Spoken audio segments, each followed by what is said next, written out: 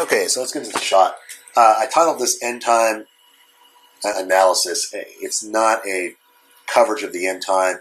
We're really only going to focus on three areas. The three areas I want to talk about are really about the general text that we look at for prophetic text, but it is not necessarily a look at the end of time per se. It's just really an analysis of these texts and how they should be looked at. The three things I'm going to cover here is following the context of events. We're going to talk about idioms, figures of speech, or hyperbole. And then we're going to talk about this word that means very different things in different portions. And this word, of course, is the globe, the earth, the world, and the land. First off, let's look here at observing context. This right here is the definition of context.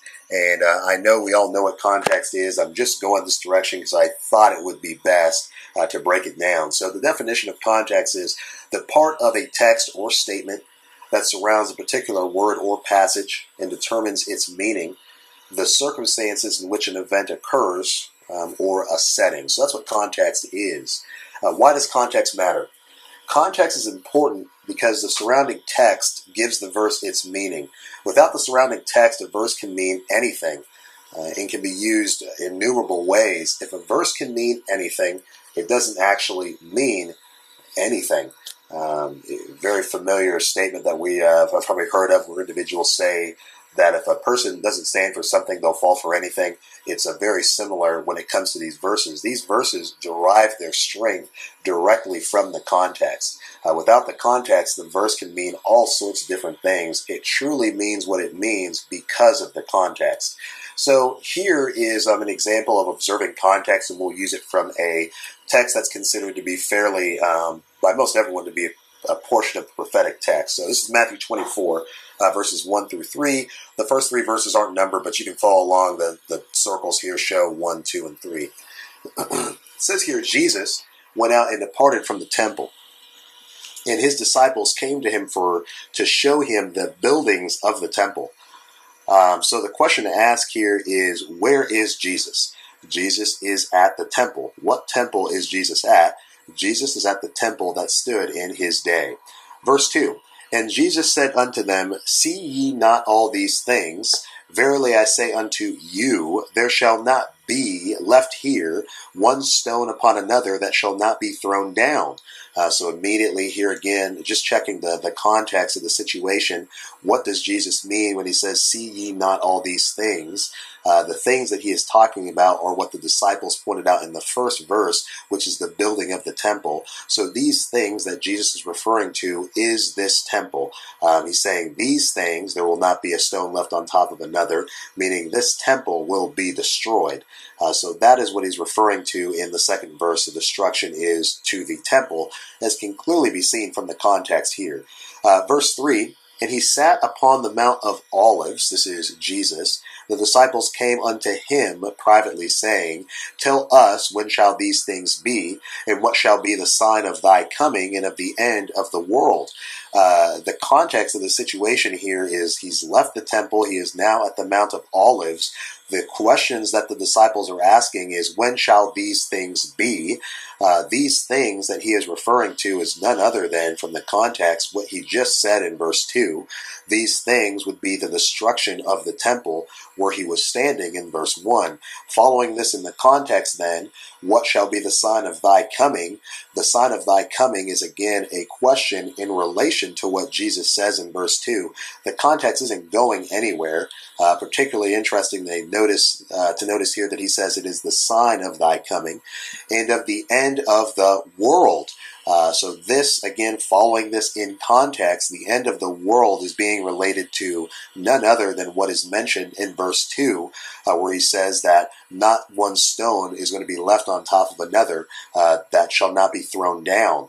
So this is what the discussion is that's taking place is covering, according to the context, just by what the text says. Now, if we look here then, following it again in context, verses 4 through 51, if you turn there, you can see this is the rest of the chapter of Matthew 24. This is the response Jesus is giving to the question asked in verse 3. His response to their questions that they're asking him, which if you remember, of course, you can go right back to the exact same slide and see here that it is the sign of thy coming. When shall these things be? What is the end of the world?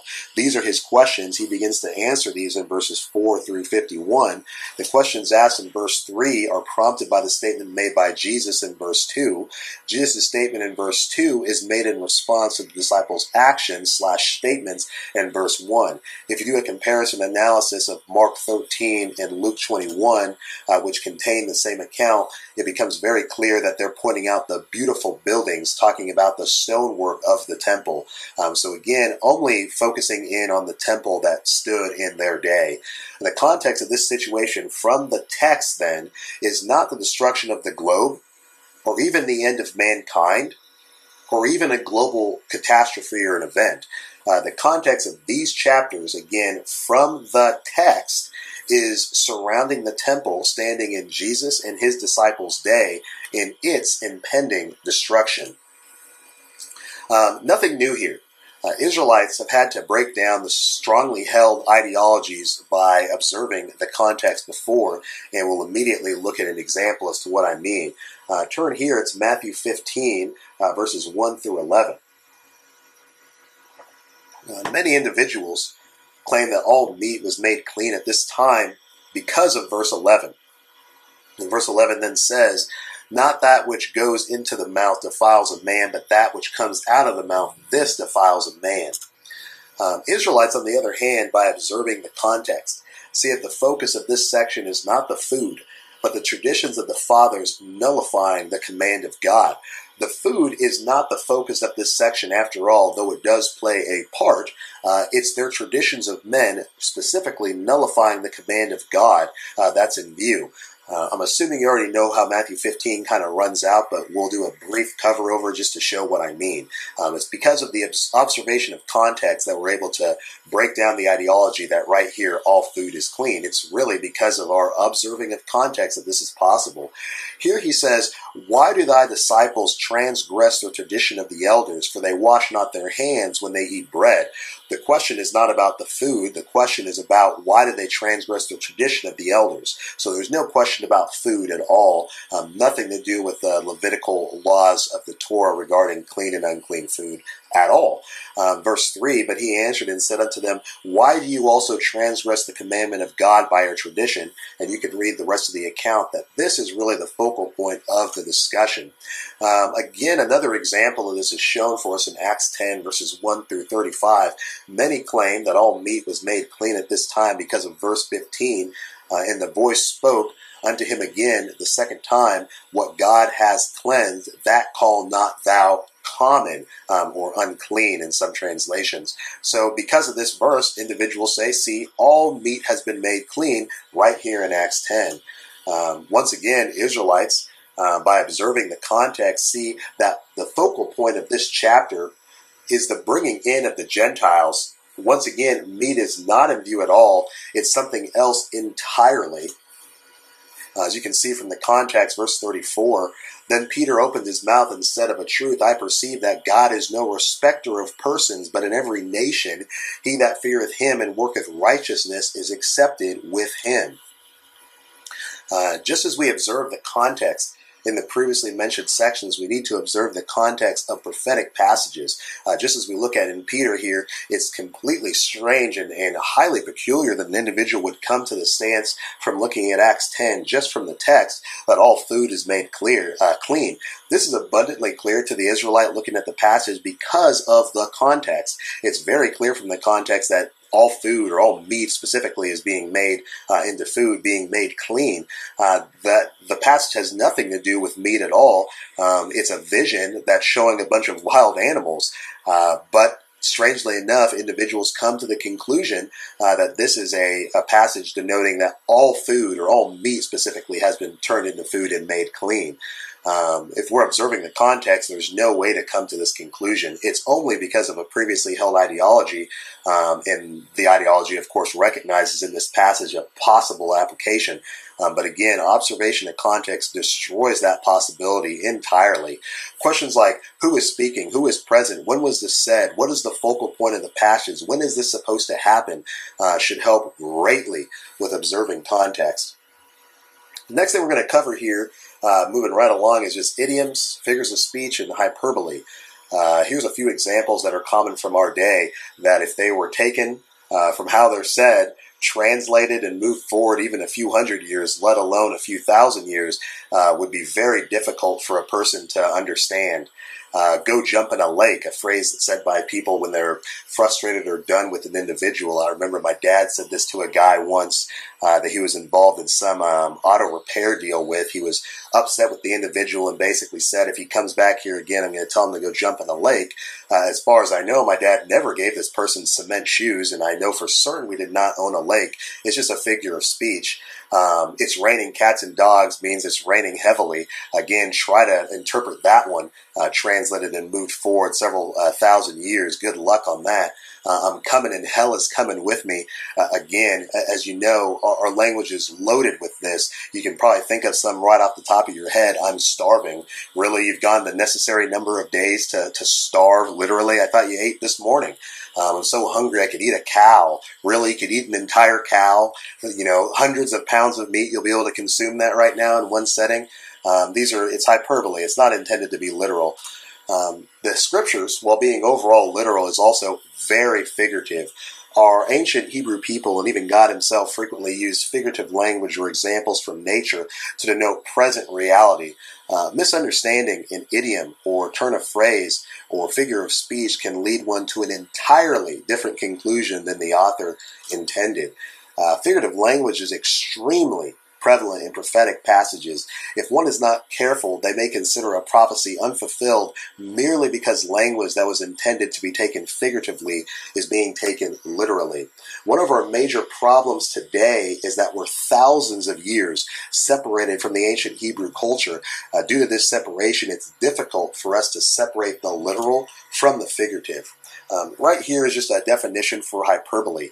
And basically the definition as it reads here is it's an obvious an intentional exaggeration, or it's an extravagant statement or figure of speech not intended to be taken literally as to wait in eternity. People often say, I've been waiting forever. It's very interesting. Forever is one of these words that, generally speaking, when we use it today, we very rarely require forever to have the same requirement that it has when we read it in text. But that's a conversation for a separate time.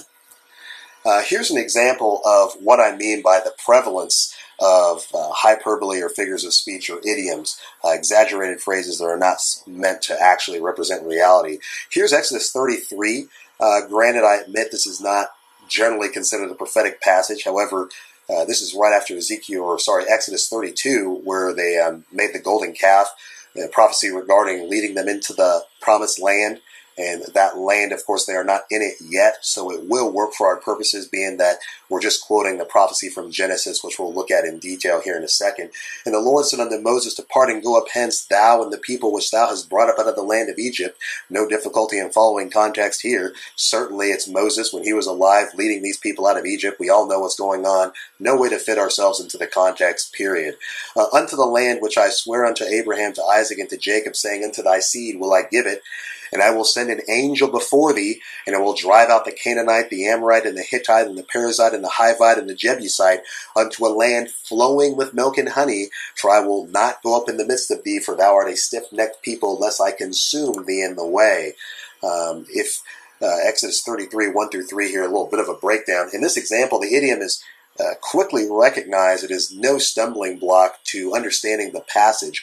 we understand that the land is not literally flowing with milk and honey, but that this phrase is denoting a good land or fruitful land.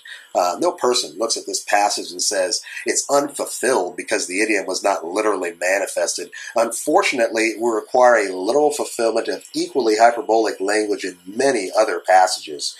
Here's an example of what I mean from Genesis chapter 15, verse 18. In the same day, referring to the same promise we read about later on in Exodus, but this is the original. In the same day, the Lord made a covenant with Abraham, saying, Unto thy seed have I given this land, from the river of Egypt unto the great river, the river Euphrates. Commonly thought of here, the river Egypt being the Nile River. Here is a map that shows what God just promised in Genesis 15:18. Here on the left, you see in gold, I think that's gold, could be kind of a dark green, I guess. Right here you see the passage, the area that he has covered. I mean, it includes some of the most pristine land even in northeast Africa, not to mention the entire Sinai Peninsula, including the area controlled by Israel in a large other section of the Middle East. So this is the promise. However, at the height of the kingdom under the times of Solomon and King David is represented here on the right. And as you can see, they control nowhere near this giant piece of land. Here again, one could look at this passage and conclude that it's unfulfilled. After all, Israel never ruled over this huge portion of land. However, the scriptures have more to say on this topic. Here in Joshua 21:43-45, again, we see the same promise from Genesis 15. And the Lord gave unto Israel all the land which he swore to give unto their fathers, and they possessed it and dwelt therein, and the Lord gave them rest round about, according to all that he swore unto their fathers, and there stood not a man of all their enemies before them. The Lord delivered all their enemies into their hand. There failed not out of any good thing which the Lord had spoken unto the house of Israel. All came to pass. So again, how is this possible? They got all the land, but they don't have all the land that was given to them, but not a good word failed. This is final fulfillment language, if it's even possible to have. This is final fulfillment language possibly in the strongest possible way, letting us know that this prophecy is fulfilled. But even here it doesn't stop. Nehemiah chapter 9 verses 7 and 8, again referring to the same promise made in Genesis 15. Thou art the Lord thy God, who didst choose Abraham and brought him forth out of Ur of the Chaldees, and gave him the name of Abraham, same promise, and foundest his heart faithful before thee, and madest a covenant with him to give the land of the Canaanite, the Hittite, the Amorite, the Perizzite, and the Jebusite, and the Girgashite, to give it, I say, to his seed, and has performed thy words, for thou art righteous. Here again in the time of Nehemiah, this is after the callback from the Babylonian captivity.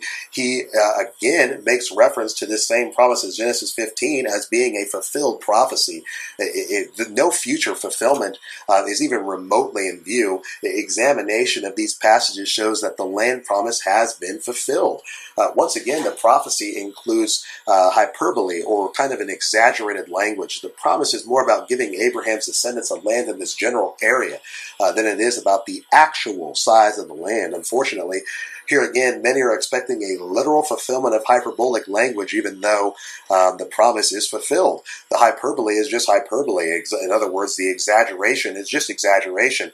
It's not literal, and the Bible says it's fulfilled. Not understanding this necessarily leads one to expect a future fulfillment of an already long fulfilled prophecy, and that's the problem. Even in cases where the Bible is using the strongest and most emphatic language to say that an event is fulfilled, I found that individuals still will not admit that it's fulfilled, which is fine, but granted, that is an opinion. It's not what the text says. Here's another example. I didn't bother posting the entire passage. I really encourage you to read this one on your own. This is Isaiah 13. We're going to focus in here on verse 10. For the stars of heaven and the constellations thereof shall not give their light. The sun shall be darkened in his going forth, and the moon shall not cause her light to shine. If you read the entire passage, really back up to around verse 7 or 5 and read this thing forward, this is some of the strongest language in the Bible denoting the vengeance of God honestly. This is the same passage where he says, if I'm not mistaken, that the gold that'll make man scarcer than the gold of Ophir.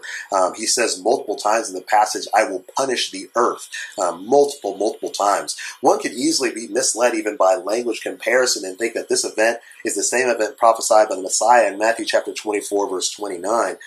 Comparison language is something that's very good thing to do, but unfortunately, if a person is following the context of the passage, they will see that this is again hyperbole, and it's actually a fulfilled prophecy well in the past. So doing comparison analysis, you can conclude that it is the same language being used, and it's very similar language, but it's not the same event. They're totally different events, and this is clear from the context, as we will see. Indeed, it's the destruction of the globe is not in view. It's only the downfall of ancient Babylon by the Medes, which are mentioned in verse 17 in the same account. History and other Bible passages, especially the book of Daniel, support that this was fulfilled in the past. No future fulfillment is in view whatsoever. Here again is just a further breakdown of Isaiah 13. If you look at verse 1, it says the burden of Babylon. That word burden is translated as message in many Bibles, which is why I underlined it. It's a kind of an interesting word, but in the case of prophecy, it just means message. Usually it's denoting a negative message. So it's a message for Babylon, which Isaiah the son of Amos saw, which is Isaiah. They come from a far country, from the end of heaven. Even the Lord and the weapons of his indignation to destroy the whole earth. Or is it the whole land? Very interesting word here, the Hebrew word eretz. I'm not even going to get into it in this topic or in this particular presentation here. This is a whole separate study. We do touch on this a bit. Keep in mind here specifically that it says that they come from a far country from the end of heaven. This again is showing what I mean. The world of the Bible is very small compared to our view of the world.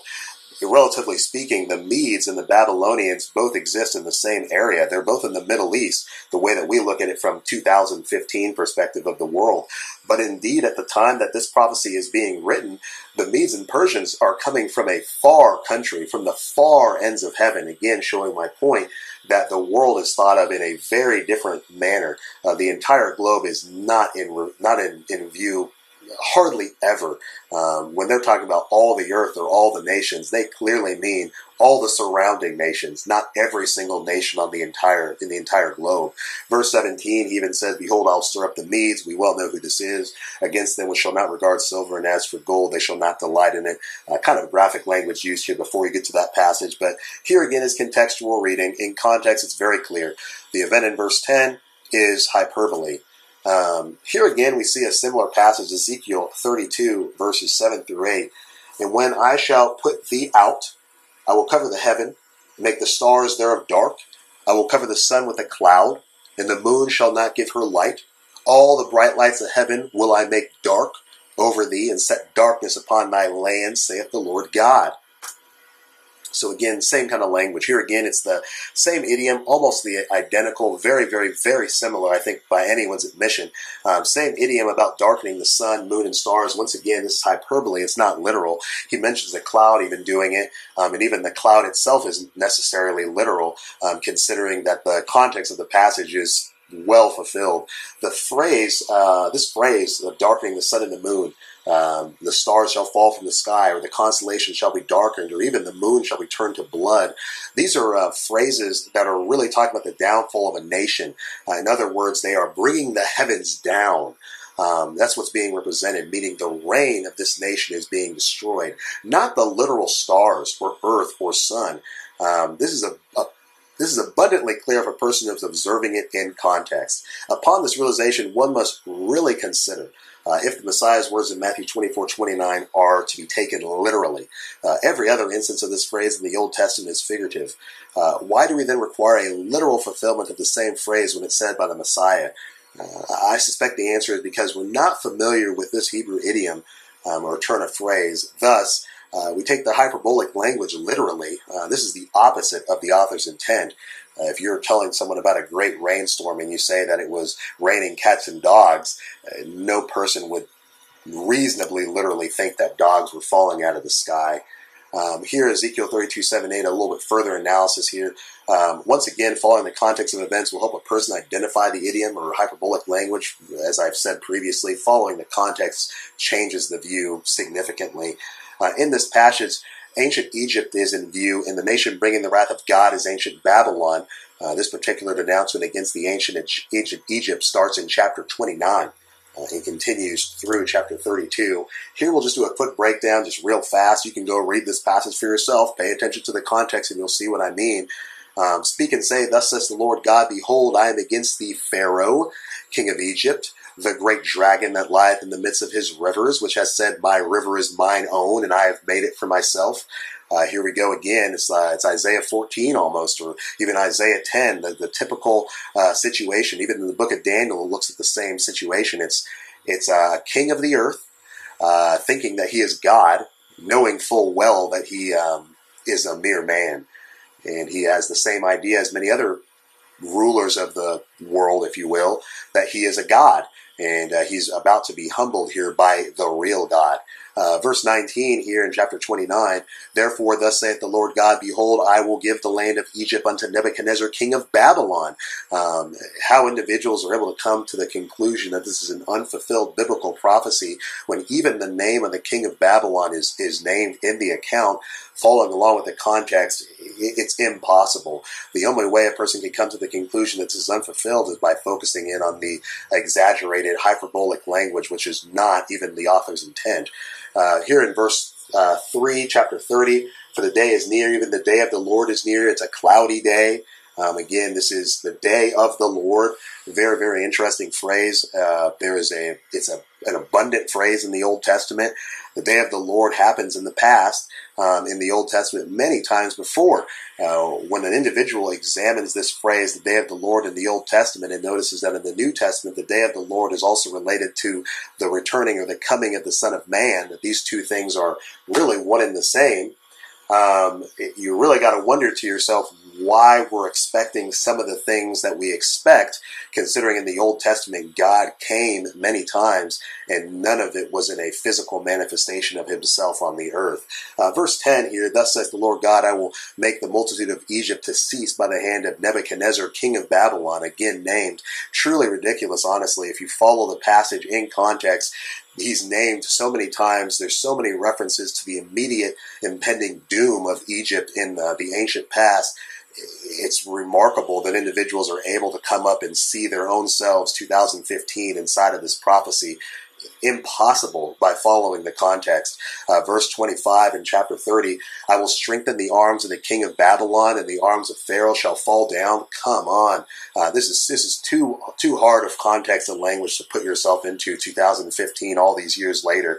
This is clearly talking about the ancient past, when I shall put my sword into the hand of the king of Babylon, and he shall stretch it out upon the land of Egypt. Figurative language saying that he is lifting this nation up and smiting another nation. He's not literally handing the king of Babylon a sword, as anyone reading the passage reasonably very well knows. It's just funny to me that we're able to stretch these things outside of the context so drastically, if that's even the right word to use. Here again in chapter 32, it's a multiple chapter denouncement, followed in context. You can't put yourself in here. For thus saith the Lord God, the sword of the king of Babylon shall come upon thee. And if you read these chapters for your own self, it's unreal. Right here, what I'd like to do is just show a quick clip of a movie clip that we've all probably seen before. This is from the movie 300, and really pay attention to the less to the slightly clothed individuals and more attention to the Persian. It's only about a minute and a half, roughly.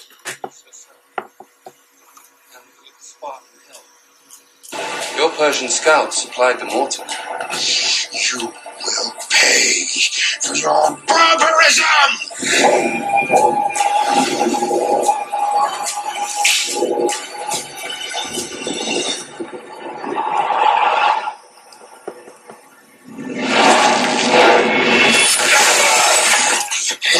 My arm! It's not yours anymore. Go now. Run along and tell your Xerxes he faces free men here. Not slaves.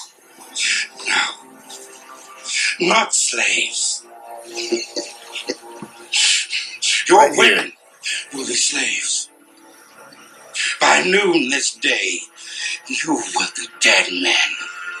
1,000 nations of the Persian Empire descend upon you. Our arrows will blot out the sun. Then we will fight in the shade. Again, pay specific attention here to what the Persian is saying. He is saying specifically that the 1,000 nations of the Persian Empire will descend upon you. This is, again, intended hyperbole.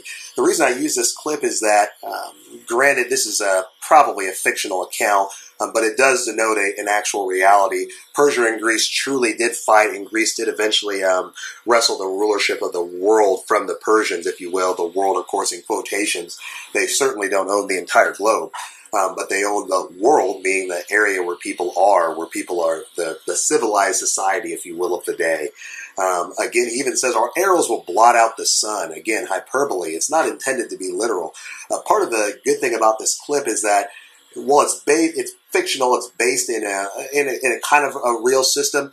This is a semi-real account. And the Persian is, again, an ancient East society, very much like the Hebrews are. We even see the Persians represented right along the Hebrews inside of the Bible. The Medo-Persian Empire is who's in control when the Israelites are sent back, or when the Israelites go back to Israel. So you can see a very close comparison. They speak in a very similar way, being that they're both from the ancient East, if you will. Again, here, figurative language is used to denote reality, but the figurative language itself is not reality. There's not 1,000 nations in Persia, for crying out loud. The king, in the book of Esther, we read about him ruling over 120 some provinces. I think it's 127. It says it goes from India to Kush. I mean, this is by no means the entire world. You know, the idea here that there's 1,000 nations in Persia is completely ridiculous. It only means is, hey, we're coming for you, all of us. It's hyperbole. Our arrows will blot out the sun? You got to be kidding me. He surely doesn't mean that he's going to cover up the entire sun. Even the Grecian mentions in the account, we will fight in the shade. They understand it's hyperbole. Even if they shot 1,000,000 arrows, they wouldn't blot out the sun. This is what I mean. The Bible has very, very similar language frequently. Requiring the literal fulfillment of hyperbolic speech is nonsensical. Yet because the context is not being observed and the idioms are unknown, we mistakenly require the literal fulfillment of figurative speech. Due to this error in understanding, many prophecies are unfulfilled in our eyes, though in reality they're thoroughly fulfilled. Just pay attention to the context of the event. The part of the speech that seems larger than life, very well likely is exaggerated language proving a point. One nation coming and destroying another nation is bringing down the heavens of that nation. It's not the actual heavens that are falling to the ground. It's the destruction of that kingdom, that rulership. They're not talking about the destruction of the third rock from the sun. The final topic we'll discuss here in this study here is the globe, the earth, the world, and the land. There is a world of difference between the word world. As I've kind of been bringing up inside of this overall presentation, is that we view the world very differently today than they did in ancient times. To us, the world is in a way smaller. We can go to China tomorrow, but to someone in the ancient world, that journey would take years. We're talking about a long-time journey. Just think about even America, the frontier people that are traveling even from the East Coast just to the Mississippi, never mind the individuals going from the Mississippi River all the way to California. A journey like this, you might start it off when you're 5 years old, and then you'll get to the West Coast when you're a teenager in some instances. When we see the word world or earth used in the Bible 99% of the time, we think it means the whole globe, when in reality only about 1% of the time is the whole world truly in view. Once again, observing the context of the situation will greatly help individuals understand the author's intent. Very rarely do the authors of the Bible have the whole globe in view, like we do in 2015. To them, the world very much is Israel, or at the largest is the ruling empire of the day, be it Rome, Babylon, etc. In the New Testament, 4 words are translated as world and earth. These words are cosmos, okime, eon, and gay. Observation of these words according to their proper meanings necessarily changes the view of the corresponding passages. Many of our end-time views are in error simply because we require a word to mean significantly more than it truly means. Let's take a look at this first one here. We'll look at all 4, and you can actually see the definitions right here. This is the first word, aeon. This word means forever, an unbroken age, perpetuity of time, eternity. It could mean the world or the universe, but it means this in relation to the age, meaning that you're in a certain world when you're in one age, and then you're in another world in another age. But it doesn't mean it in the context of a globe, referred to as like the third rock of the sun, the earth. It doesn't mean the world in that sense. It means the world as in the world of an age. It only means time. It means period of time, age.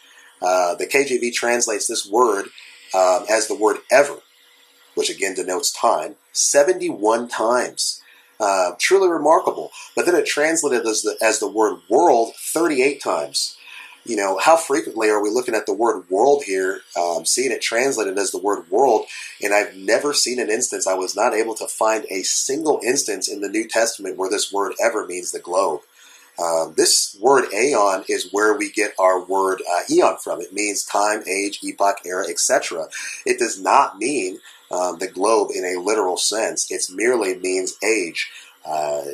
Here's a few examples of how the word is used. In Matthew 13:40, for instance, he says, "As therefore the tares are gathered and burned in the fire, so shall it be at the end of this world." One person reading this, you can only come to the conclusion, a modern person, that he's talking about the ending of the world. And here it is, 2015. The world hasn't ended. Obviously, this event must be in the future. But again, it's the word aeon. It does not mean globe. And as he sat upon the Mount of Olives, the disciples came unto him privately, saying, "Tell us, when shall these things be, and what shall be the sign of thy coming and the end of the world?" Again, a person reading it immediately would have to come to the context. It's 2015. The world has not ended. Obviously, this prophecy is talking about sometime in the future when the world will no longer be here. And again, they're greatly misled. It's just the word aeon. It means the end of an age. The globe and its consummation is not even in view. Here we go, Mark 3:29. "That he that shall blaspheme against the Holy Ghost has never forgiveness, but is in the danger of eternal damnation." The word never is the Greek word aeon. It means time. You see, it means a span of time. That's why this word is used. That's what it means. Here's Mark 10:30. "But he shall receive 100-fold now in this time houses and brethren and sisters and mothers and children and lands with persecutions, and in the world to come eternal life." It's not talking about another globe, a new heaven and earth, as many people seem to think. Another third rock from the sun replacing the one that's currently there is not in view at all. The globe is not in view. He's merely saying in the next age they will have eternal life.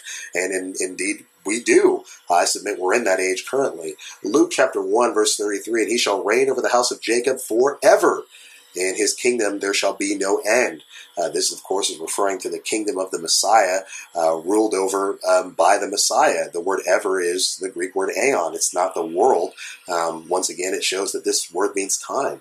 Hebrews 13:8, Jesus Christ is saying yesterday, today, and forever. And once again, the word ever is the Greek word aeon. It's not world. This is the interesting one. This is the word gay.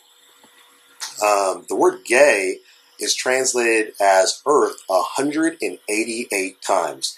If you are looking at the word earth in the New Testament, more than likely you're looking at the Greek word gay. Considering what you think of when you think of the word earth as a modern person in 2015, consider what it actually means from the definition. Definition 1, arable land. Arable land is not the entire globe. Arable land by nature is not the globe. The ground, the earth as a standing place. This is the globe, but it's the globe very generally, meaning the ground is here, the earth is right here, I'm standing on the ground, I'm standing on the earth. It's very, very general and is not referring to the entire globe. The main land as opposed to the sea or the water. Again, a very general phrase. If we were walking down the Tub Road, we could say the water's over here. I don't know the Greek word for water, but the land is over here. The Greek word for land would be gay. And even when we said this, we certainly wouldn't be referring to the entire earth as the globe. Most likely referring to the immediate area that's right here. Just in common speech, that's why it's translated as land, as it says on the bottom here, 42 times, and ground is 18 times. The earth as a whole, so here would be the whole globe, right? But notice how the earth as a whole is used in context. It means the earth as opposed to the heavens. Again, a very general denotion here, meaning the heavens, the sky is one word, and the earth is one word here. Similar to Matthew 5:18, which we'll look at here in a second. It means the inhabited earth, the abode of men and animals. Men and animals generally live on the land. Again, using it in context to refer to the globe, even in reference, it doesn't mean the entire globe. It just means people live on the land. I mean, look at the next definition given here. It's a country, which is not the globe. A land enclosed within fixed boundaries, not the globe. A tract of land, not the globe. A territory, not the globe. A region, not the globe. This word doesn't mean the globe. I mean, it's a truly remarkable situation to look here at 1, 2, 3, 4, 5 definitions given for the word. And out of the 5, one of them might mean the globe. This is what I mean. Individuals come to a conclusion that a billion-person catastrophe is being detailed in Revelation. More than likely, you'll look up the passage, and they come to this conclusion because the Greek word gay means earth. They don't look behind the word earth to see what it actually means, which is right here on this slide. They come to the conclusion that this many people today is about 1 billion people. You got to reevaluate this stance. The word doesn't mean what you think it means. Here is the Greek word gay in usage. Matthew 2:21, he arose, took the young child and his mother, and came into the land of Israel. That's the Greek word gay. For verily I say unto you, till heaven and earth pass away, one jot or one tittle shall in no wise pass from the law till all be fulfilled. Heaven is one word. Earth is the Greek word gay. Again, it's very general. Matthew 9:6, but that ye may know that the Son of Man has power on earth to forgive sins. This is the earth very generally. You see what I mean? He's just saying, well, I'm on the earth. Jesus certainly didn't walk over the entire earth while he was here. So this is very general, and this is usually how it is. Then saith he to the sick and palsy, arise, take up thy bed. We know this account. Matthew 10:29, are not 2 sparrows sold for a farthing, and one of them shall not fall on the ground without your Father? That's the Greek word gay. Just kind of showing you what I mean here. This word, it doesn't mean what we think it means. We require it to mean a lot more than it means. Here in Revelations 18:24 is a perfect example of what I mean. And in her was found the blood of prophets and of saints and of all that was slain upon the earth. Now, how many people have looked at this passage and have come to the conclusion that if it's all the people that were slain upon the earth, it must take place at the end of time because people are still dying on the earth, so this must happen in the future. The focal point is the blood of the prophets and of the saints, clearly. Multiple times in Revelation, you see individuals saying things like, how long will you wait until you exact this vengeance on us? Even Matthew 23, Jesus makes the statement that on this generation shall come all the blood from righteous Abel all the way to, I think it's Zachariah, son of Bechariah, who you slew between the dwelling place. All this will come upon this generation. The focal point is clearly the blood of prophets and saints. These are Israelites who, of course, would matter in the Bible. It's not just every single person that was ever slain and killed, as the word earth implies to us in 2015. I mean, my goodness, even Jesus says it's not right for a prophet to die outside of Jerusalem. Clearly, the focal point by context is a significantly smaller area than the entire earth. The next word we'll look at here, this is the third one. This is actually my personal favorite, is oikime. This word right here, by the very definition, does not mean the entire globe. Just a truly, truly shattering to the ideology that we're talking about a global catastrophe when you have words like this. The word means the inhabited earth, the portion of the earth inhabited by the Greeks in distinction from the land of the barbarians. Even the mere word itself means that the rest of the earth is still there. The Roman Empire, all the subjects of that empire. Again, not the whole world, the whole inhabited earth, the world. In that kind of context, it would be very general, general in relation. So it could mean the globe, right? But it doesn't really. I mean, even the definition is the inhabited portion of the earth, again, implying that other portions of the earth are not being represented by the usage of the word. It means the inhabitants of the earth and men, the universe, the world. So the word in usage really means a localized area. It's only used 15 times, and these times it's used are killers to ideologies. Again, it can mean the whole globe, but again, observation of usage dictates that this is rarely the case. Here's oikime in usage in the scriptures. Matthew 24, verse 14. And this gospel of the kingdom shall be preached unto all the world for a witness unto all nations, and then shall the end come. Very, very interesting. Whole ministries are based on this one verse. And this is why we must preach the gospel into the farthest reaches of the darkest corners of Africa, because the end of the world cannot come. Jesus will not return until this task is completed. It's very interesting to note, look at Colossians 1:23. Paul attests that this task is actually completed in his day. Skip down on this very slide to the very bottom. Romans 10:18 is pertaining to the gospel message, which is also being pertained to in Matthew 24:14. And here's Paul again saying, but I say, have they not heard? Yes, verily, their sound, speaking of the gospel, went into all the earth, and their words unto the ends of the world. Even Paul is saying that this event was completed in his day, which really must make you wonder, when did the end come if the task was completed when he was alive? Luke chapter 2, verse 1, and it came to pass in those days that there went out a decree from Caesar Augustus that all the world should be taxed. Obviously, he can't tax the entire world. He can only tax his empire. The word is oikime, and the world is not in view. Luke 4:5, the devil taking him up on a high mountain showed unto him all the kingdoms of the world in a moment of time. Very likely that this is the entire globe. However, it's even more likely this is a vision, considering that no mountain like this exists. Acts chapter 11:28, and there stood up one of them named Agabus, and signified by the Spirit, it was a prophecy that there should be a great dearth throughout all the world, which came to pass in the days of Claudius Caesar.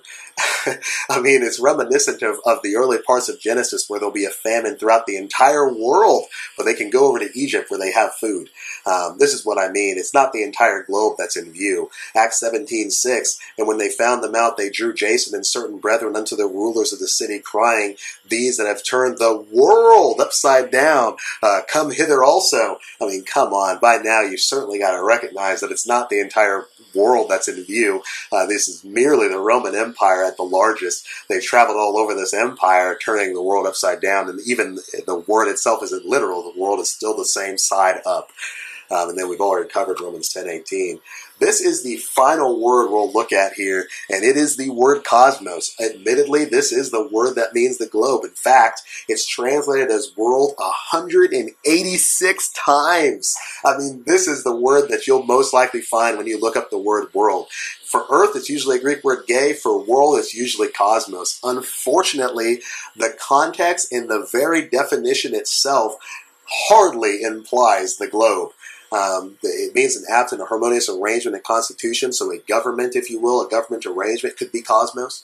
An ornament, decoration, adornment like of the stars, meaning of the heavenlies, could be cosmos. Peter uses it like that. The world, the universe, meaning the globe. The circle of the earth, meaning the globe. The inhabitants of the earth, men, the human family, not meaning the globe, but meaning the people that live on the earth. So that's a very different distinction being made. Cosmos here does not mean globe, means the people that live on the earth.